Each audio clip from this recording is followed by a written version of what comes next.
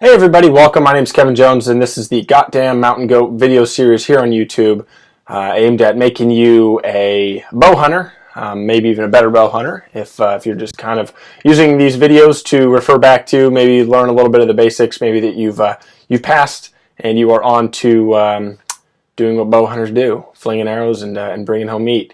Wanted to make a note to urge you guys to hit the subscribe button. I'm going to be doing these a lot more. Throughout the day I keep a list on my iPhone of ideas and topics that I want to cover when I do this series. It's getting full, which is great because I really enjoy doing this, and I think there's a lot of information that needs to be pushed out to new bow hunters and people looking to enter the sport. So hit the subscribe button, and you will be up to date on all that stuff that I do. So today we are going to be talking about another part of the bow hunting tackle. Aside from the bow and the arrows, the release, and the sight and things like that. Today we're going to be talking about quivers, right?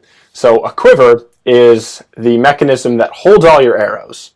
So that way you don't have to walk around with your bow and all your other stuff in just one arrow, because there are times that a follow-up shot may be necessary.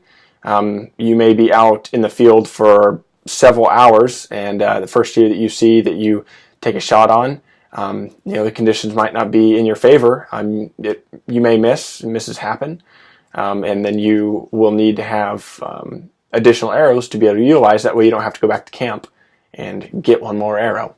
So as far as a quiver is concerned, this one's probably going to be the most straightforward video that I've done thus far. There's not a whole lot to it. So like I said, the quiver holds the arrows, and it'll hold anywhere from 3 to 7 arrows is pretty common.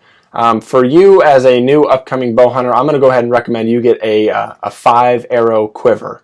What that means is exactly how it sounds, is that it's a quiver that mounts to your bow that holds 5 arrows. Now I'm going to go ahead and show you a couple things that I have here and kind of get you more familiar with it. So here is a quiver, right? I'll show you this side. So this right here, as you can see, is the quiver, right?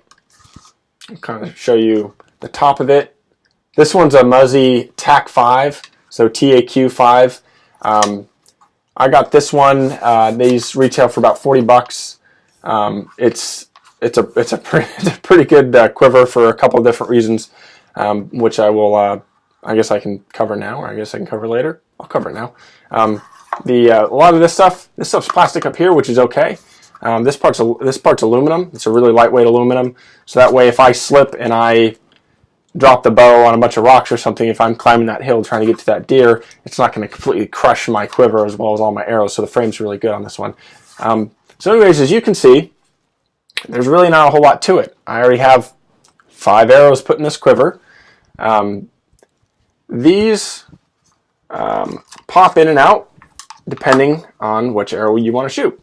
I'll try to see if I can't show you the inside. There's not a whole lot to it. You literally stick your arrows in here, and on your arrow tips, these ones don't have any tips yet, but you can put your field tips in here when you're practicing on the range and you're just shooting your targets. You can put field tips in here, as well as broadheads. So when you're out actually hunting and you have your bow and your arrows and all that other gear is already sighted in, you're looking for that giant deer or that big old elk, you're going to have those razor sharp broadheads on the tips of these. And these quivers, any quiver that you get, will be able to house, or should, I guess, be able to house both field tips, which are the tiny little points, as well as the broadheads. So again, there's not a whole lot to this. I'll kind of show you. This one's not mounted, obviously, and I haven't. I've been slacking on mounting anything on my bow, just for being busy. So this is kind of how it looks, right? So you have your bow, and over here is your release side, right? So you have your release, or excuse me, your drop away rest, and over here, once I put my sight on, you'll be able just to take this entire thing and mount it right here, right? I'm just going to kind of give you a really rough idea of how this is going to look on my bow. So and these arrows are a little bit longer because I haven't had them cut yet to my length. But you can see the whole thing is put right on here, right? So you look at the top, there's no, these things shouldn't be sticking out.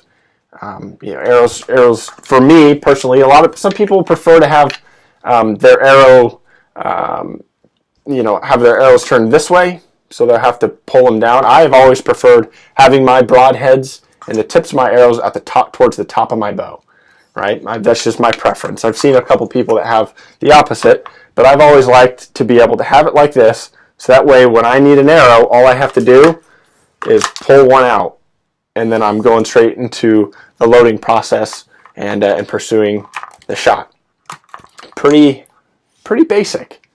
It's a contraption that holds all your arrows. Mounts to your bow. There's going to be a separate video on how to actually put all this stuff on your bow at a later date, but right now I just kind of want to give you the basics of what all the stuff that you're going to be putting on your bow actually is. Again, so this Muzzy, this TAC 5, this one costs, like I said, about 40 bucks. You can expect to spend anywhere from $25 to about $100 on a quiver. Now the $100 quivers, more or less, actually I'll just say they do the same thing as the $25 quiver. The way that they're built might be different. They might be built out of, who knows what.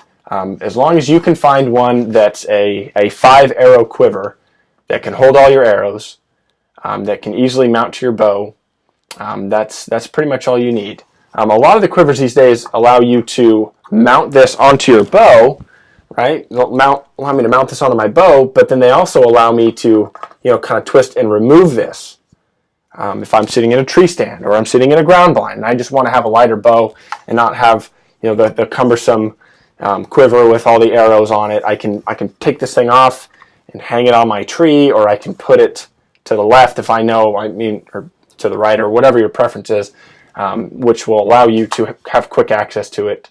If something does walk by your tree stand or something does walk by your ground blind. I usually leave mine on. That's just kind of my preference. I have taken it off in the ground blind a couple times just because I want to have a quieter bow with less possibility that it could be caught on something when I see that buck walk out into my sight, and I just want to be able to grab it really quietly and draw back. So that's about it. That's it about, that's the basics about quivers. Again, hit the subscribe button, and the next one, there's going to be, I think, 4 more introductory videos on the 10 steps to becoming a bow hunter. This one is number 6, about quivers. Again, pretty basic. I think this is one of the shortest videos I've done. You're welcome. You're welcome. I know you have more homework to do. Again, as with everything else, do your homework on these. Find stuff with good reviews. Find stuff that people have already bought and have said good things about. And make yourself an informed buyer and I guess overall a more informed bow hunter.